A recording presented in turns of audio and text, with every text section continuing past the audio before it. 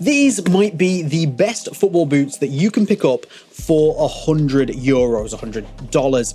At the moment, actually, probably more like €60, $60, as they've just fallen into sales.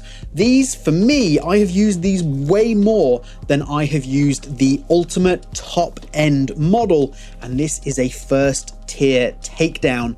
This is the Puma King Pro, and if you're looking to buy boots on a budget, this is probably the boot you should be buying. All right, let's get started. Firstly, I am doing this review fresh off the pitch, having worn these in a game, and somebody put gum on the pitch. So I've now got gum and little black bits attached to the side of my boot, which I've got to try and get off.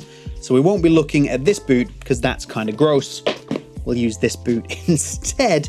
And also, when I'm comparing to the Ultimate, I will be comparing to this Ultimate because I sold my regular pair of King Ultimates because I wasn't using them, using these.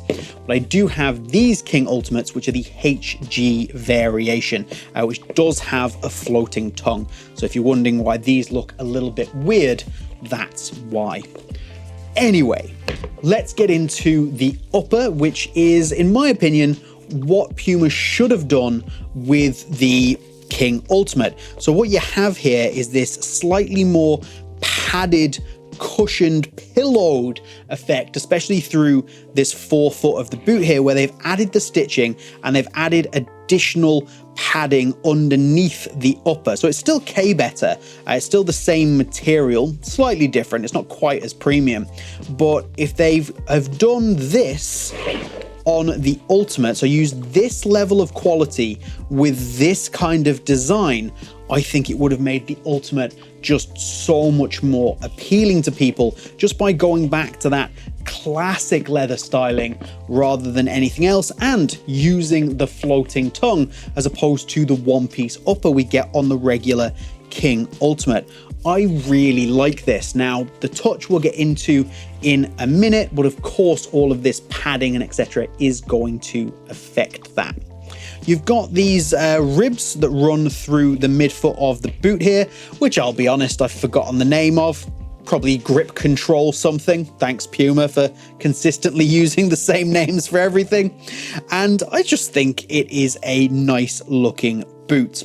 We do want to, at this point, as he gradually looks around, talk about the weight, which I don't normally do because I don't think it matters, but I do want to point out to most people, if weight is a big deal for you, these are on the heavier side.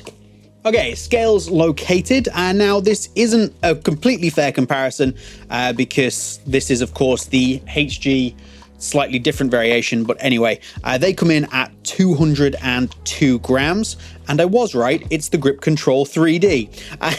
And then the Pro here is going to come in at 243 grams, and that is in a US 8, UK 7. So do be aware, it is on the heavier side. I don't think it's a reason to avoid buying them, but something to know if you personally want like a sub 200 gram boot. It's not this.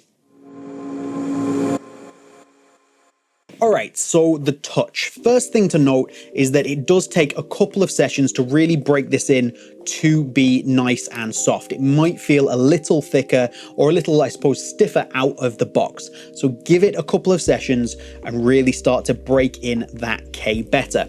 Now, because it is a little bit thicker, that's why it needs that break-in time. And then, as I mentioned earlier, you have the padding underneath, and it is reasonably substantial, which means you're getting a cushioned, pillowed touch on the ball. You're not getting a direct barefoot touch through this forefoot area.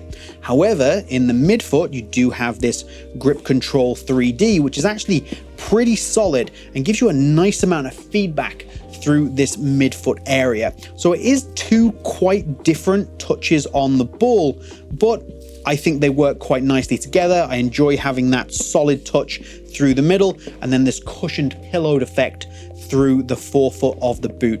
And it is cushioned, it is pillowed, so be aware of that. I don't think it's a bad thing. You just have to know what you want in your football boots for the touch. Now, the upper itself here isn't particularly coated. It's not particularly grippy or anything like that.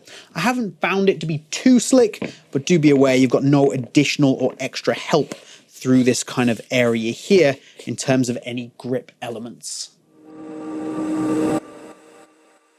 Let's talk about the outsole, which is, in terms of stud pattern and stud shape, exactly what we're going to get on the ultimate level model. Now, that's not a problem at all. It's pretty classic, all conicals, lots of great rotational movement. That's the same. In terms of the actual outsole itself, it is a little bit overly stiff when compared to the ultimate level model, but I don't think that's a problem. You don't have a huge amount of spring back or anything like that, but it's completely adequate, and it is very stable through the midfoot and the heel, which I personally like in my football boots. Now, we already spoke about the weight, and some of the weight is definitely coming from this outsole and the way that it's been designed compared to that ultimate level model. But I don't think any of this is a problem, and I think this is a pretty good FG AG option as well. All conical, nothing too long, and you can use it on multiple surfaces without any issues. It's kind of like I was saying at the start, if you put the ultimate tier materials in the sole plate and you put the ultimate tier material into the K-Better through the boot, but kept the overall design of this boot, you would probably have something that's a lot more appealing to a lot more people than I think the current King Ultimate is. I mean, I'm pretty much describing the King Ultimate HG, but anyway, moving on. Okay, lockdown. So you've got this full floating tongue adjustable lacing system going on, meaning that you can get a reasonable amount of lockdown. I would definitely go for having an extra lace hole to put in a runner's loop, really get me locked in and pushed back into the heel, but lockdown is fine. You're not expecting crazy speed boot style lockdown, but at no point do I feel like I'm going to move, shift, and end up out of the boot. And exactly the same can be said for the heel here, where I'm locked back into it. The comfort is fine. It's slightly on the wider side, but I've never felt like I'm going to come out of it. I think this is comfortable. There's no pressure points. The lockdown is good. And again, we do have to remember, when you're buying these at the moment, you're probably talking about spending 50, 60, 70 euros on them, which honestly, that means that a lot of what I'm talking about, including the lockdown, will far exceed expectations at that price point. Okay, sizing. I have these in a US 8, UK 7, which I would consider to be my normal size. It's what I buy the Nike boots in, for example. It's my starting point for all boots, and it's pretty much perfect.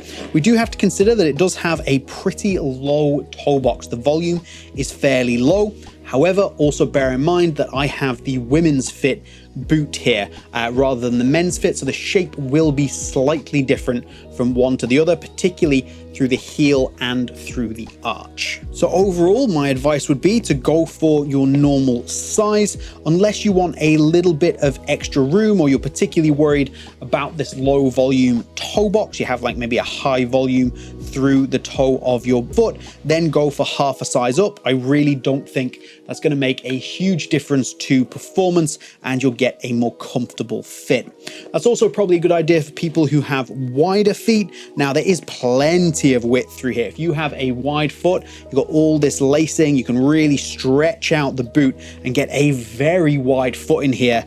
But again, that toe box area is nice and wide, but a little bit on the low side. So the chances are, if you do have a wide foot, up half a size might be absolutely ideal for you, and might even suit people who have a very wide foot.